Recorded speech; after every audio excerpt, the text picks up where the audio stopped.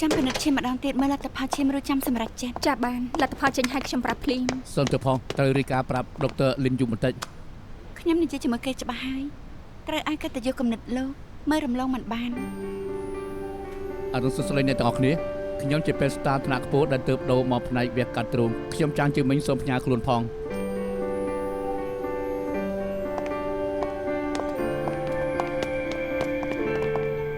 អរុណសួស្តីអរុណសួស្តីដុកទ័រតុងមើលទៅស្រស់ស្រាយល្អណាស់ពេលរៀបចំតារាងវះកាត់ឲ្យអាទិត្យក្រោយដុកទ័របានប្រាប់ខ្ញុំរួចហើយសរសៃឈាមធំបេះដូងរួមតូចពេកទើបខ្ញុំសម្រេចចិត្តវះកាត់ឲ្យលោកចឹងក៏យល់ស្របដែរយល់យ៉ាងម៉េចប្រវត្តិលោកចឹងខ្ញុំអានរួចហើយខ្ញុំយល់ស្របនឹងការវិនិច្ឆ័យរបស់ដុកទ័រតុងជួតែដោយសារតែអ្នកជំងឺអាយុច្រើនទើបខ្ញុំគិតថាគួរតែសោកទយោវិញពីដើមឆ្នាំអ្នកជំងឺវះកាត់សរសៃសម្លេងបើត្រូវសោកទយោតាមបំពង់អាហារអាចមានហានិភ័យខ្ពស់ខ្ញុំមិនណែនាំទេគេគឺដុកទ័រចាងគេជាមួយដុកទ័រជួននឹងជួយលោកពីរអ្នកនេះជាដុកទ័រល្បីនៅផ្នែកវះកាត់ទ្រូងលើកនេះលោកធ្វើជំនួយការសរសេររបាយការណ៍ឲ្យជួយអ៊ីនចាស់អរុណសួស្តីដុកទ័រតុងអរុណសួស្តីមកពីថត CT ខ្ញុំនឹងឡើងរបាយការណ៍ជូនដុកទ័រតុងជាមួយដុកទ័រជួខ្ញុំសំពឹងបន្តិច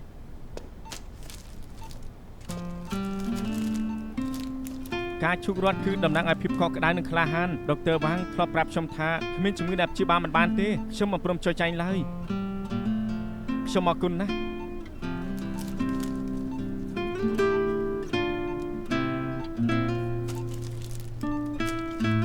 អរគុណហើយខ្ញុំក៏មិនព្រមចាញ់ដូចគ្នា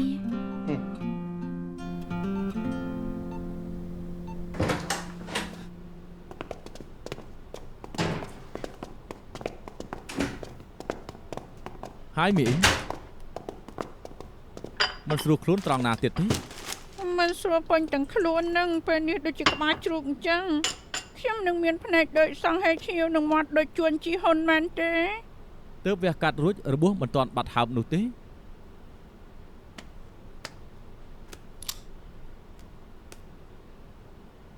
នាងមើលចុះទេពធីតាមុខក្មេងជាស្នាដៃរបស់ខ្ញុំជឿជាក់ថានាងជាអ្នកទី2ខ្ញុំចង់បំខ្លាញ់ចេញដែរ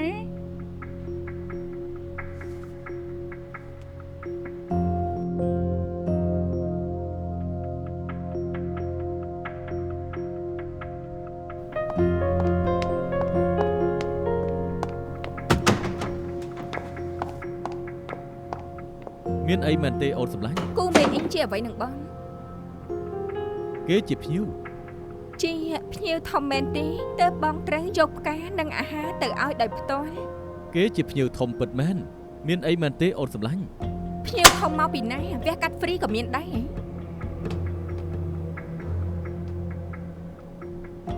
ផឹងជៀនប៉ែងបងលាក់បាំងអីជាមួយខ្ញុំបានបើបងមិនប្រាប់ខ្ញុំទៅសួរគេខ្លួនឯងហេអូនសម្លាញ់កុំទៅអីអូនសម្លាញ់ហើយចាអូនសម្លាញ់វាមិនបានដូចតែអូនគិតនោះទេនេះជាឱកាសដោះសារចុងក្រោយរបស់បង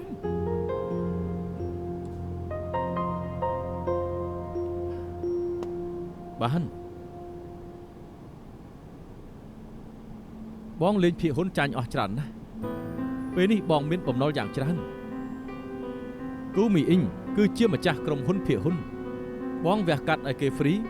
ព្រោះតែសងការប្រាក់ឡើងជាង3សែននេះបងពិតជាមិនធម្មតាមែន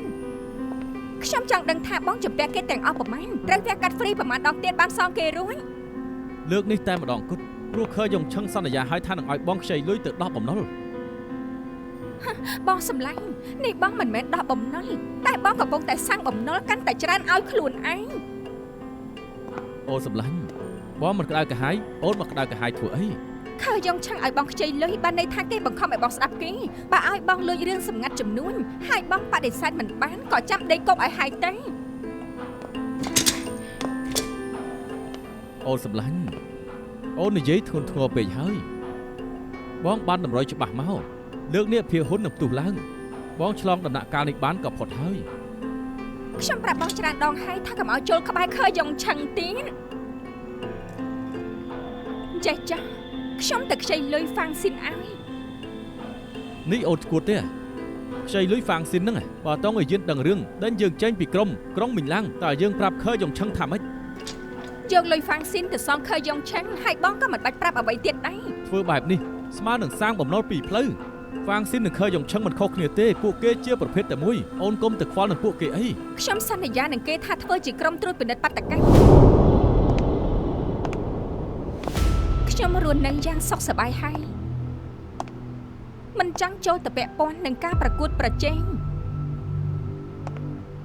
នាងចង់លាចេញពីមីងឡាំងមែនទេ អត់ទេ អញ្ចឹងនាងហាមចោលរឿងនេះជាដាច់ខាតខ្ញុំទាមទារមិនច្រើនទេរួមក្រុមត្រួតពិនិត្យការធ្វើបាតកម្មទៅ ហេតុអីក៏ត្រូវជាខ្ញុំ ខ្ញុំស្មានថានាងចង់រកយុត្តិធម៌ឲ្យប្អូនស្រី វាជាឧបតិហេតុ បើមើលត្រឹមពេលចុងក្រោយនិយាយបែបនេះក៏មិនខុសតែដើមហេតុនេះហេតុការទាំងអស់ជាអ្វីដែលមនុស្សនាងជាមួយផឹងជៀនប៉ាងនិងខើយ៉ុងឆឹងបានធ្វើអ្វីខ្លះនាងដឹងច្បាស់ក្នុងចិត្ត ក្បួនឡានជៀនហ្វូមិនពាក់ព័ន្ធនឹងពួកយើង លួចញុះញង់ឲ្យពួកពេទ្យធ្វើបាតុកម្មអ្នកនៅពេលក្រោយក្នុងការផ្សំគំនិតជាមួយខើយ៉ុងឆឹងជាអ្នកណាខ្ញុំដឹងច្បាស់ថែមទាំងមានផុសតាំងទៀត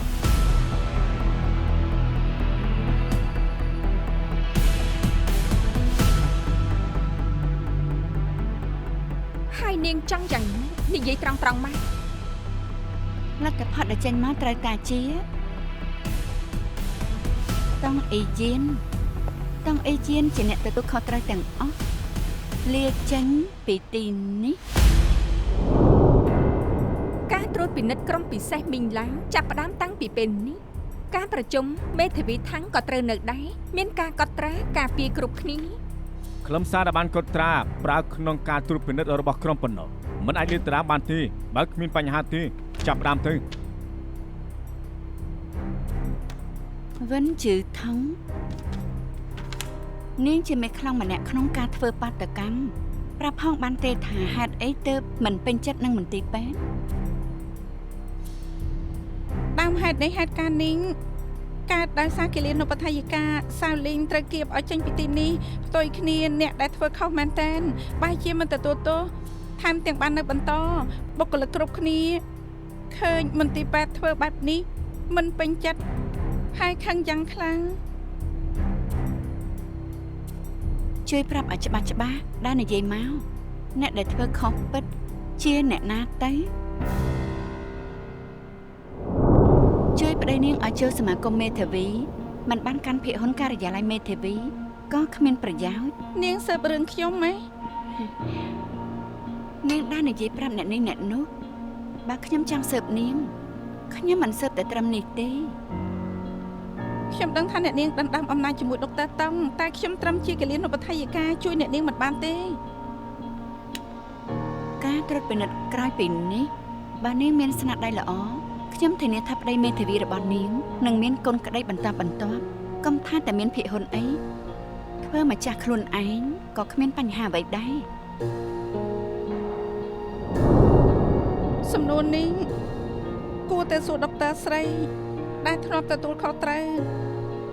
ត្រួតពិនិត្យរឿងនេះ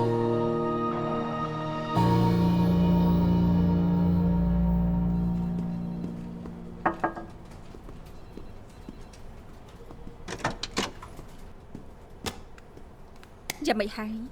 ខាងក្រុមត្រួតពិនិត្យមានតម្រូវឲ្យមែនទេបានន័យថាហ្វាំងស៊ីនចេតនាធ្វើឲ្យរឿងរាលដាលដើម្បីចាត់ការតុងអ៊ីជីន ពួកគេប្រាប់ថាដើមហេតុនៃបាតកម្មគឺដុកទ័រតង់ដេញគិលានុបដ្ឋាយិកាចេញការពារប្អូនប្រុសអ្នកនាងធ្វើឲ្យបុគ្គលិកខឹង ពាក់ព័ន្ធគ្នាដែរដើមហេតុនៃបាតកម្មព្រោះមន្ទីរពេទ្យបញ្ចុះប្រាក់ខែថែម OT បុគ្គលិកការងារច្រើនមិនបានសម្រាកហត់ចង់ដាច់ខ្យល់ហេតុអីយករឿងនេះមកលីឡំគ្នាបាន ពាក់ព័ន្ធនឹងអ្នកនាងទេអ្នកនាងអាចពិបាកដែរទេ រឿងខាងពេនខ្ញុំលុបដៃមិនបាន ស្ថានភាពបែបនេះធ្វើឲ្យពិបាកណាស់បើអ្នកនាងត្រូវបំពេញលើខាងណាមួយអ្នកនាងរើសយកអ្នកណា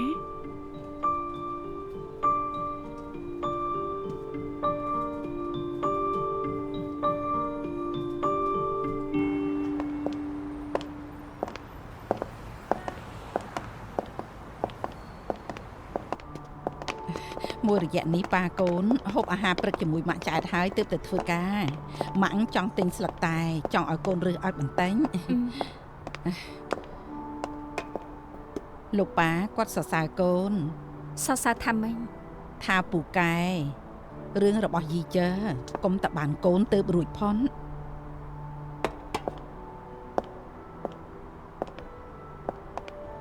ទិញបែបនេះល្អទេបែបលីមីធីន ល្អអន្តើ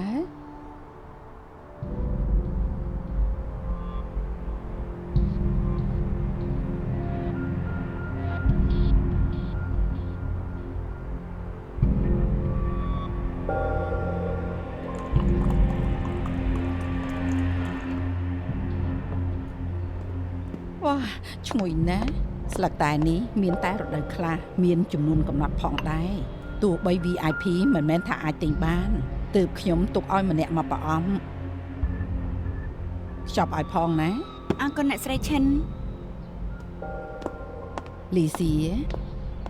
លើកនេះយីជើពឹងនាងហើយក្រែងថាដោះស្រាយបញ្ហាបានហើយនោះអីគេបង្កើតក្រុមត្រួតពិនិត្យ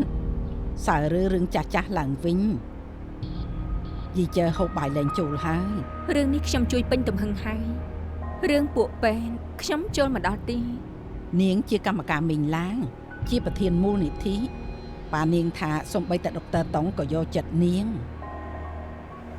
ខ្ញុំគិតថានាងច្បាស់ជាមានមធ្យោបាយការពារយីជើបាន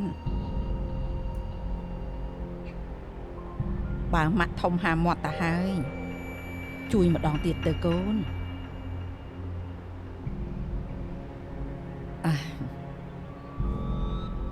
ផឹកតែរួចហើយទៅធ្វើកញ្ចក់ជាមួយគ្នាទេចាបាន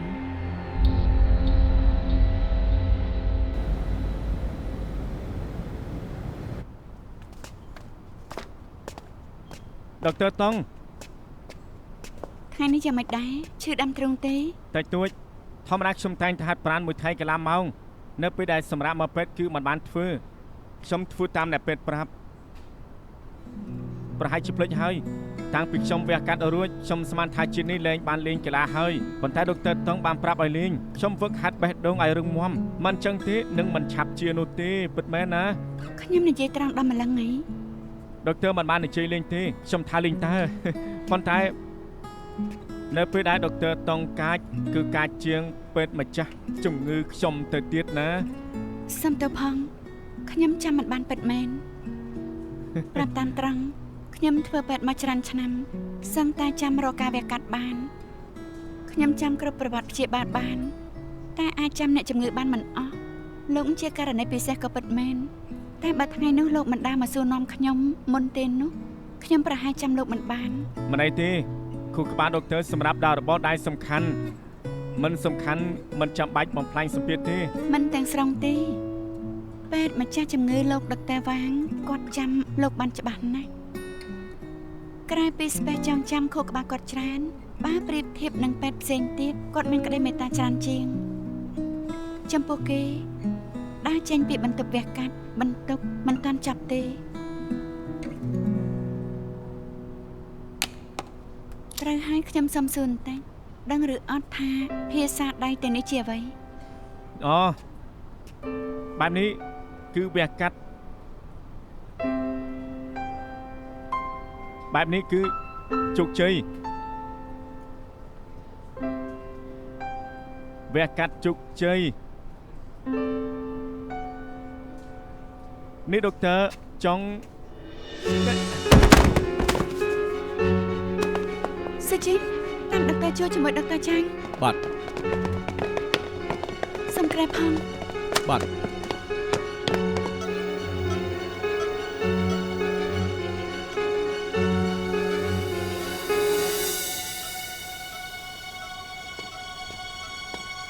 សំ ពៀតឈាមទាបបន្តិចបេះដូងលូតខុសប្រក្រតីបេះដូងមានរបស់ខុសប្រក្រតី គួរតែឆ្លោះអេកូមើលថាមានកំណត់ជាឬអត់ ដែលត្រូវធ្វើពេលនេះ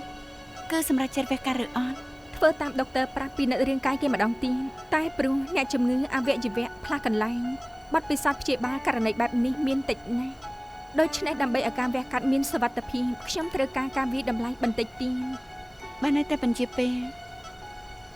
ក្នុងរយៈពេលខ្លីនឹងហូរតាមសរសៃឈាមទៅអវយវៈផ្សេង ដុកទ័រតុង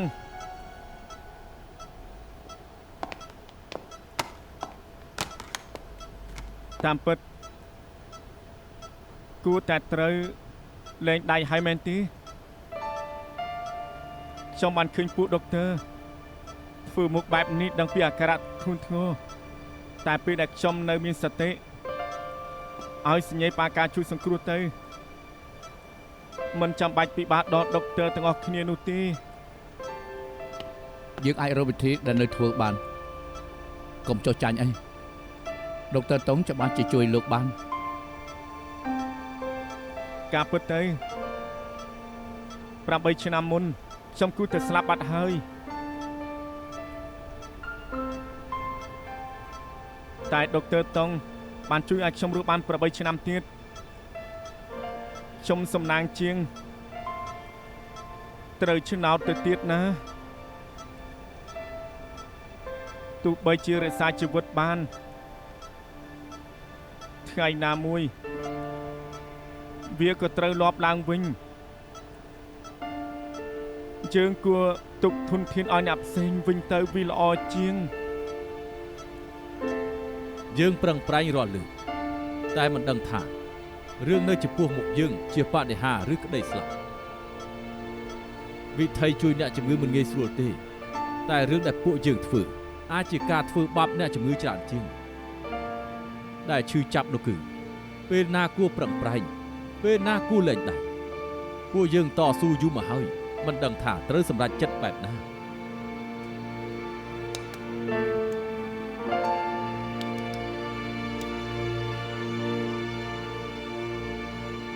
ម៉ាក់ខ្ញុំប្រាប់ថាគាត់ជឿថាលើលោកនេះគឺមានបរិហារ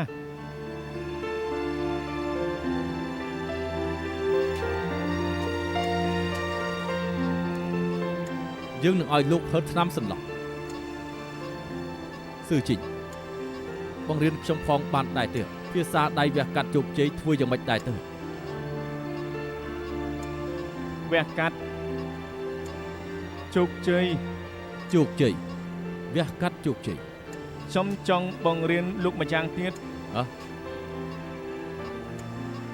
វះកាត់ វះកាត់ បរាជ័យ មិនបាច់ទេមិនបាច់ទេ ខ្ញុំដូចគ្នានឹងមកឯងចឹងជឿថាមានបដិហារ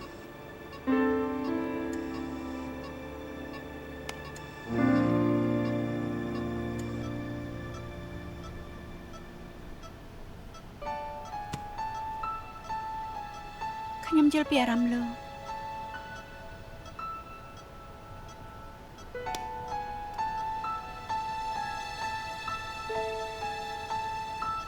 បានលោកនៅជឿជាក់លើការសម្រេចចិត្តរបស់ខ្ញុំគិតថាយើងមិនទាន់ដល់ពេលត្រូវលែងដៃ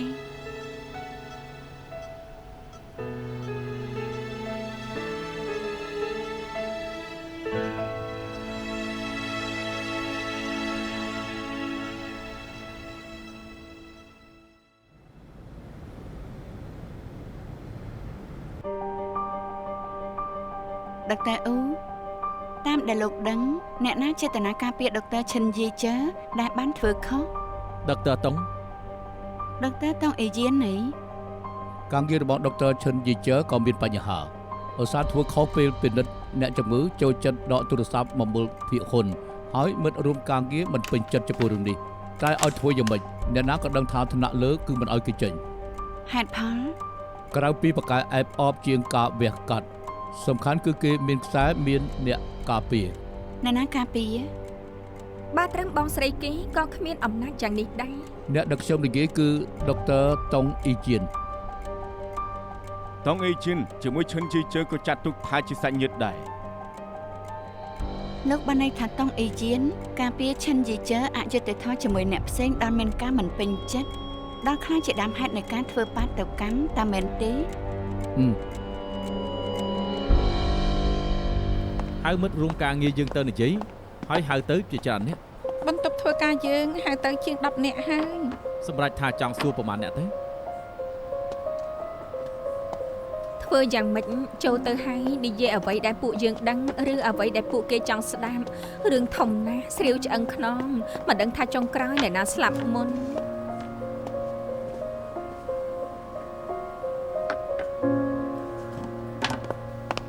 ឆាប់ប្រាប់សាច់ញាតិស៊ឺចេញឲ្យពួកគេមកសញ្ញេ ចាបាន ពេលវាកាត់នឹងធ្វើជំនួយការទី1លោកធ្វើជំនួយការទី2 10នាទីទៀតទៅពិគ្រោះរឿងវាកាត់នៅអ៊ីហ្វិសខ្ញុំ ចា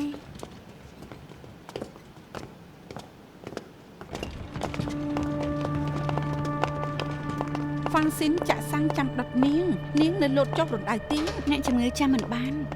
ឲ្យជួអ៊ីនជាអ្នកវះកាត់បានទេ ស្មុគស្មាញណាស់គេធ្វើមិនបាន ហើយបើកើតការឆ្លោះធ្លួយការវះកាត់មិនមែនសំណាងល្អរាល់លើកនោះទេ ខ្ញុំពេលការឬអត់ហ្វាំងស៊ីនក៏មិនលើកលែងឲ្យខ្ញុំដែរ តែសំខាន់គឺពេលនេះត្រូវជួយខ្លួនឯងសិន វាកាត់ត្រូវតែមកមុនអ្នកជំងឺម្នាក់នេះសំខាន់ចំពោះខ្ញុំ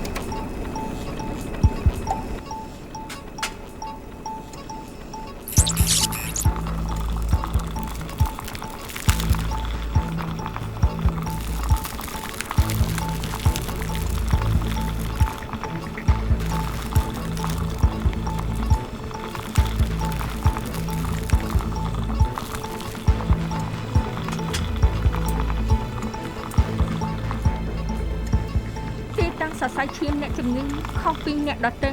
ហេតុអីដុកទ័រតង់រៀបចំរបៀបបានលឿនយ៉ាងនេះ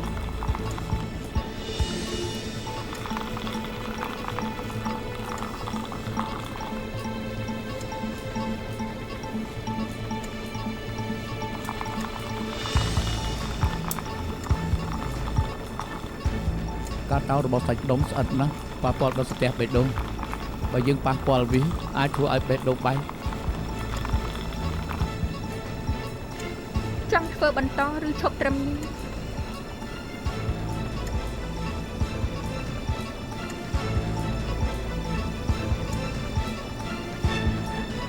ធ្វើបន្ត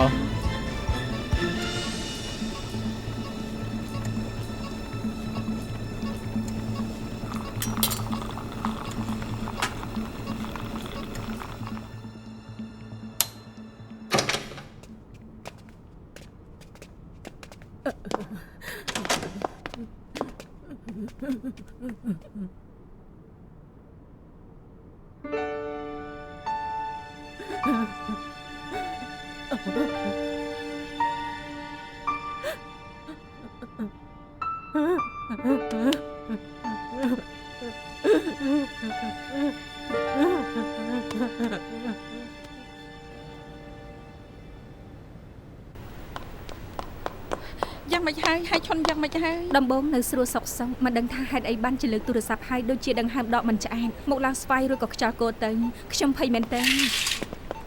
គ្រូប៉ែនយ៉ាងមិនហើយ អ្នកជំងឺកើត APS មែនដែរទេ មែនហើយសុំទោសយើងមកហើយយ៉ាងមិនហើយធូរស្រាលទេ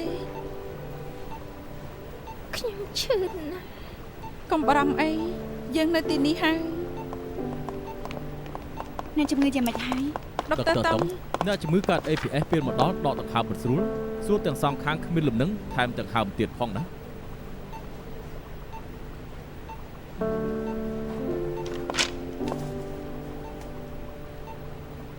យ៉ាងម៉េចហើយអាការៈដុនដាបអី នាងក៏គួរតែដឹងសូត្រនៅបេះដូងគេកាន់តែដុនដាបដង្ហើមកាន់តែពិបាករួយហើយនឹងដើរលេងការហើយមិនអាចមើលថែខ្លួនឯងក្នុងជីវិតប្រចាំថ្ងៃបាន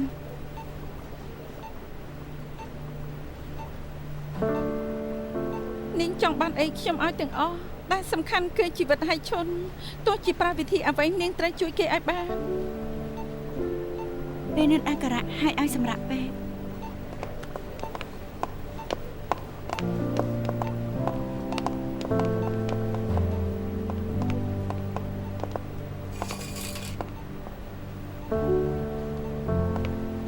តង់អ៊ីជីនគី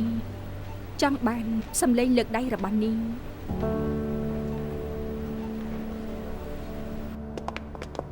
ទោះអីជាមិនលើកដៃឲ្យនាងក៏នាងត្រូវតែវះកាត់ឲ្យហើយឈុនដែរមែនទេ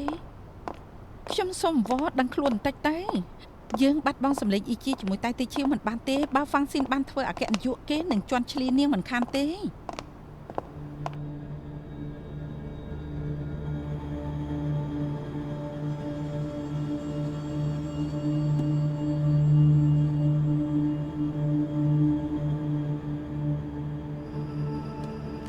ដុកទ័រតង់មួយរយៈនេះឈិនជីជើទីប្រឹក្សាដុកទ័រក្រោយពីច្រឡំគំរូឈាមលាក់បាំងមិនរាយការណ៍អំឡុងពេលធ្វើការនៅមិញឡើងបានធ្វើខុសច្រើនដងណាស់មែនទេពិតមែន តាមសម្ដីបុគ្គលិកផ្សេងកំហុសរួមមានឲ្យថ្នាំមិនគ្រប់ចំនួនអិចសារ៉េខុសដែលធ្ងន់ធ្ងរបំផុតគឺបន្សំអវយវៈហើយភ្លេចឲ្យថ្នាំបង្កើនអង្គពីគុំ ពិតមែន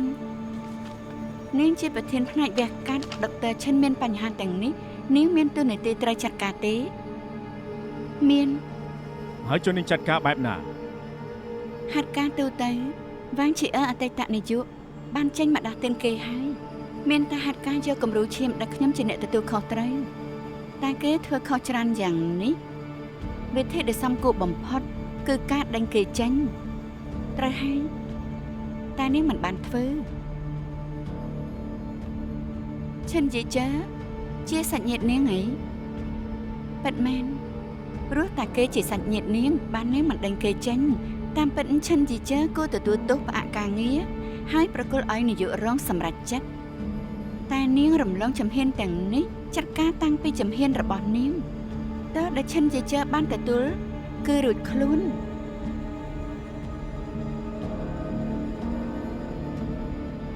នាងព្រមទទួលដែរទេថានាងប្រើអំណាចក្នុងផ្លូវខុសការពារកូនចៅខ្លួនឯងខ្ញុំអត់ទេ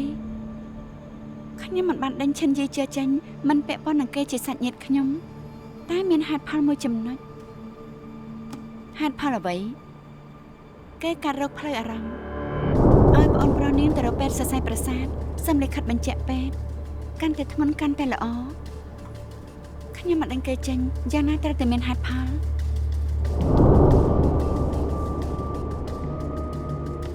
ខ្ញុំផ្អាកការវះកាត់របស់គេមិនឲ្យចូលបន្ទប់វះកាត់ហើយប្រកល់ឲ្យដុកទ័រអេយ៉ាងប្រធានគេគ្រប់គ្រងគេធ្វើការហើយខ្ញុំក៏បានតាមដានប្រវត្តិការព្យាបាលហើយចូលវេនផ្ទាល់ខ្ញុំដឹងថាធ្វើបែបនេះវាថែមការងារឲ្យអ្នកផ្សេងតែខ្ញុំត្រូវធានាសុខភាពអ្នកជំងឺហើយត្រូវគ្រប់គ្រងសិទ្ធិមូលដ្ឋានរបស់បុគ្គលិកការងារពេទ្យធ្ងន់ណាស់ធ្វើឲ្យហត់ទាំងកាយទាំងចិត្តខ្ញុំក៏ជាពេទ្យចង់ឲ្យខ្ញុំមើលស្រាលមិត្តរួមការងារឈឺអញ្ចឹងហីបើនៅសុកដេញគេចេញខ្ញុំអាចត្រូវគេប្តឹងក៏ថាបានហើយអាចប៉ះពាល់ដល់គេឈ្មោះមន្ទីរពេទ្យបានខ្ញុំរើសយកផ្ដល់ឱកាសឲ្យឈិនជាចេះម្ដងទៀត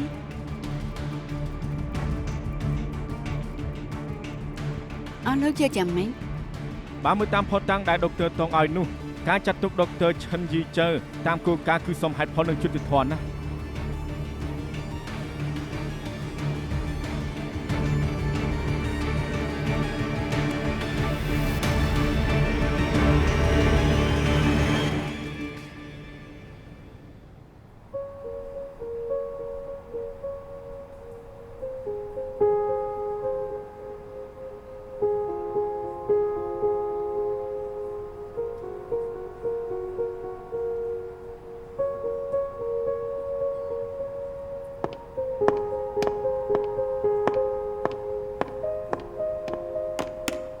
រឿងដែលហ្វាងស៊ីនបង្កើតក្រុមត្រួតពិនិត្យនាងពេលនេះចប់ហើយយប់នេះនាងគួរតែគេងលក់សុបិនល្អហើយនាងរៀបផែនការឲ្យខ្លួនឯងហើយជួយប្រាប់ខ្ញុំឲ្យលឿនផងបានទេបើទុកឲ្យខ្ញុំបារម្ភតែម្នាក់ឯងមិនយូរទេខ្ញុំនឹងដូចឈិនយីជើទៅរកពេទ្យសរសៃប្រសាទ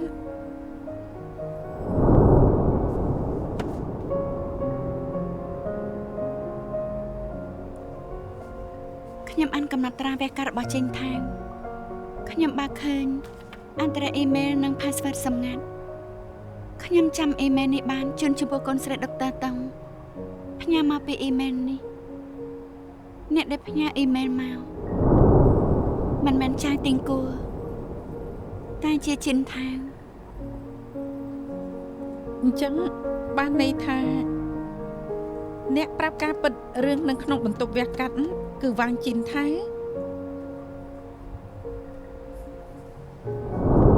ខ្ញុំប្រើ password ចូលទៅក្នុងអ៊ីមែលគាត់ហើយក៏ឃើញអ៊ីមែលដែលផ្ញើហើយអ៊ីមែលនេះមានសម្បត្តិតែមួយច្បាប់គត់គ្មានខ្លឹមសារអ្វីផ្សេងទេដូច្នេះអ៊ីមែលនេះបង្កើតឡើងដើម្បីផ្ញើអ៊ីមែលគ្មានឈ្មោះតែហេតុអីមិនប្រាប់ឈ្មោះគាត់ប្រហែលជាចង់ឲ្យខ្ញុំដឹងការពិតតែគាត់ខ្លាចខ្ញុំរករឿងនាំប៉ះពាល់ដល់មីងឡាងនិងគ្រប់គ្នាដែលពាក់ព័ន្ធខ្ញុំមិនដឹងតើតែក៏គ្មានអ្នកណាដឹង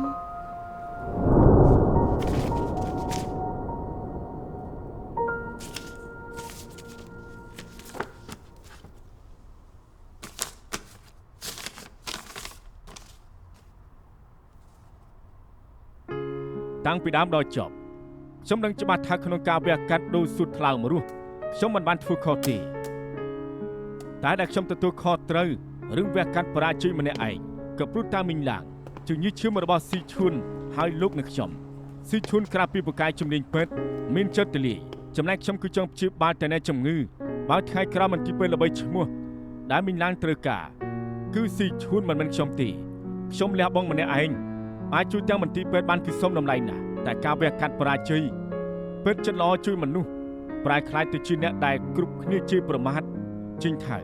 ខ្ញុំនឹងថារឿងនេះគឺធ្វើលោកមិនសប្បាយចិត្តទេតែខ្ញុំចង់ឲ្យលោកមើលឲ្យបានវែងឆ្ងាយបង្វិលខ្លួនឲ្យបានល្អហើយត្រូវមានសង្ឃឹមធ្វើបែបនេះទោះបីជាទៅដល់ទីណាក៏ព្យាបាលអ្នកជំងឺបានដែរចាំគំនូរប្លង់ក្រុងមីងឡាំងដែលលោកឲ្យខ្ញុំបានទេវាពិតជាសាទណាស់ស៊ូឡើងថ្ងៃណាមួយក្រុងមីងឡាំងនឹងលេចចេញជារូបរាងដូចដែលពួកយើងបានសម័យទុកហើយដល់ពេលនោះខ្ញុំនឹងទៅមើលក្រុងមីងឡាំងដែលលោកបង្កើតឡើងចាក់ជាមិនខាននោះទេដូច្នេះសូមកុំមកសង្ឃឹមឲ្យសោះ Learn from you to become a better me.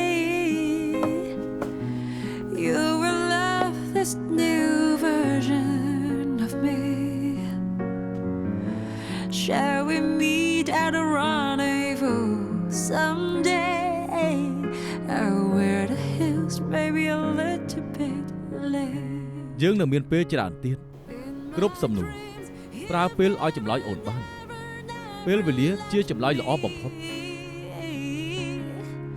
I can feel your heart, your soul, that day is still here. Lie without you standing by my side, moving on with your love. បងដឹងមុនហើយថាខ្ញុំជាកូនស្រីតង់លីវ៉ានដែលចូលរកបងព្រោះមានបំណងបងជឿជាក់ថាខ្ញុំយល់បងមិនមែនមនុស្សដូចដែលខ្ញុំគិតពេលវេលា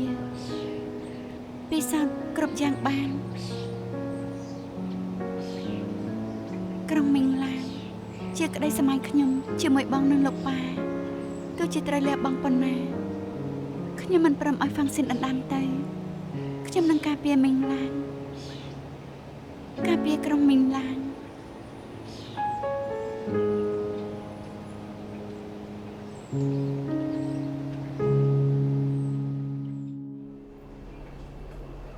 ឡាយការវះកាត់របស់តុងអ៊ីយៀនល្បីតាមសាកលវិទ្យាល័យក្រៅប្រទេសមិនមែនត្រឹមតែវិញឡើងជាការរងចាំទាំងសកលលោក គ្រាន់តែវះកាត់មួយលើកវាមានផលដល់ការចេញសម្លេងដែរ ខាងតុងអ៊ីយៀនច្បាស់ហើយថាមានឈិនលីស៊ីហើយនិងវ៉ាន់ស៊ីលីនពីរសម្លេងខាងយើងក៏មានលីងអ៊ីនជាហើយនិងយ៉ាន់ធានវៃពីរសម្លេងដូចគ្នានៅសល់គឺលីស៊ូហ្វាងមែនអ៊ីជាតៃតើឈៀវបីសម្លេងដែលមិនទាន់សម្រេច សម្លេងលេសេងខ្លាំងអំឡុងពេលមានបាតកម្មប្រហែលប្រគល់ឲ្យម៉ានអេជាតែក្រោយចាប់បាតកម្មហើយគេចាំបាច់ត្រូវមកជួយខ្ញុំត្រួតពិនិត្យថែមទៀត បានន័យថា សំណក់ដែលស្មោះត្រង់របស់មិញឡាងគេមានគោលចំហសម្លេងគេតើចង់ឲ្យទៅអ្នកណាយើងមិនទាន់ដឹងចំណែកម៉ានអេជានិងតៃតើឈៀវពួកគេគិតដល់ជំងឺហៃឈុនគួរតែឲ្យទៅតុងអេយៀន ពីរសម្លេងនេះចងជាប់គ្នាបើពីរសម្លេងនេះនៅខាងតុងអ៊ីយៀនយើងតាមគេមិនទាន់ទេ វាមិនប្រកាសទេគ្រប់គ្នាតែងតែមានភាពទើសទាល់តែតើឈៀវមិនអាចនៅខាងម៉ែនអេជារហូតនោះទេ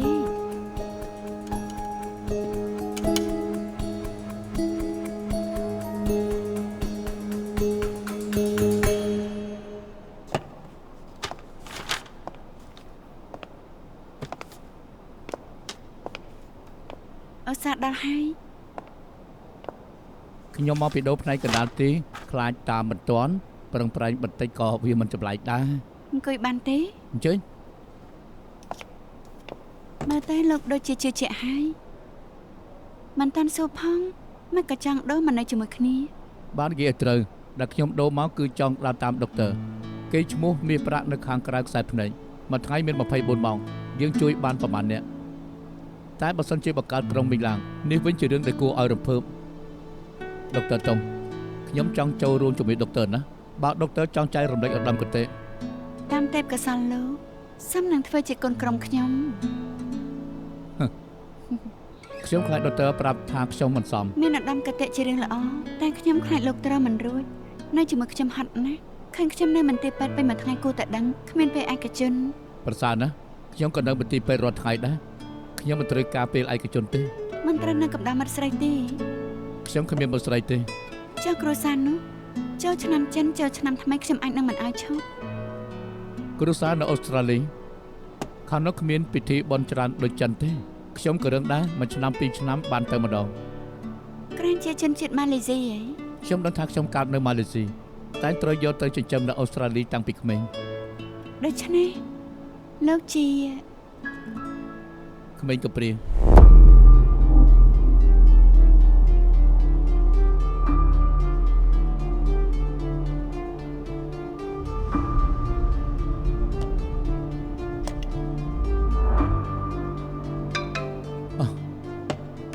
ដុកទ័រតុងខ្ញុំត្រូវទៅមើលអ្នកជំងឺហើយណាទៅសិនណា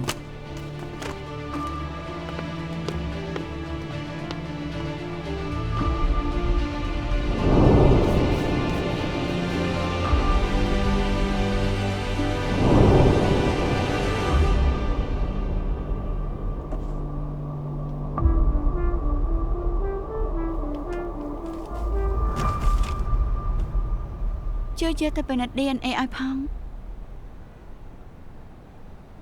ខ្ញុំសង្ស័យថាជឿមិញ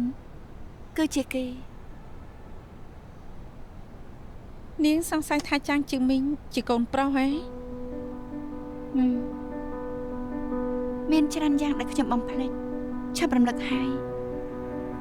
តែរឿងខ្លះដែលកើតឡើងយ៉ាងណាក៏ភ្លេចមិនបានកាលនោះខ្ញុំទៅតែ16ឆ្នាំ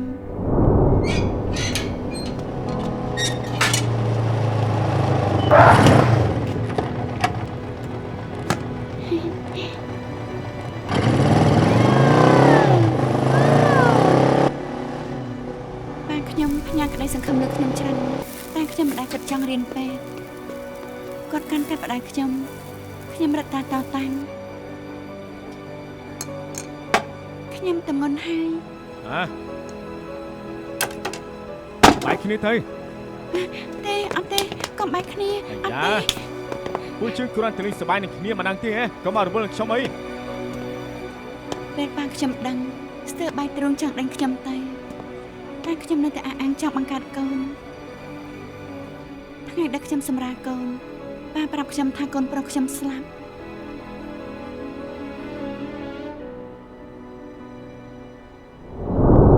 រហូតដល់មុនប៉ាខ្ញុំខូចទើបគាត់ប្រាប់ខ្ញុំថាប៉ាពិតកូនខ្ញុំមិនទាន់ស្លាប់គាត់ខ្លាចកូនក្រៅខាន់ស្លាប៉ាប៉ដល់អនាគតខ្ញុំលុយយកទៅដាក់នៅមណ្ឌលក្មេងកំព្រាកាលនៅមណ្ឌលក្មេងកំព្រាបិទទៅហើយក្រោយមកខ្ញុំជួបអតីតនាយកមណ្ឌលគាត់រក្សាឯកសាររបស់ក្មេងទុក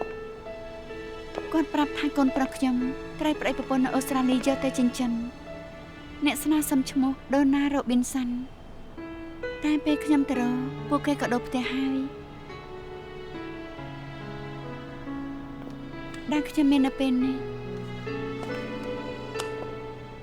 ជារូបថតមួយសន្លឹកពាក់ព័ន្ធនឹងគេ បើគេជាកូនប្រុសនាងពិតមែនហើយធ្វើជាប៉ែតទៀន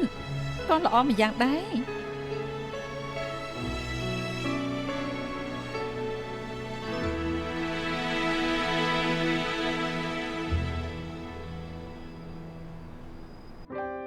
假使心中失去穩妥，雙手可否記得擁抱？漆黑的天空，理想仍然未望到，怕接近了便迷路。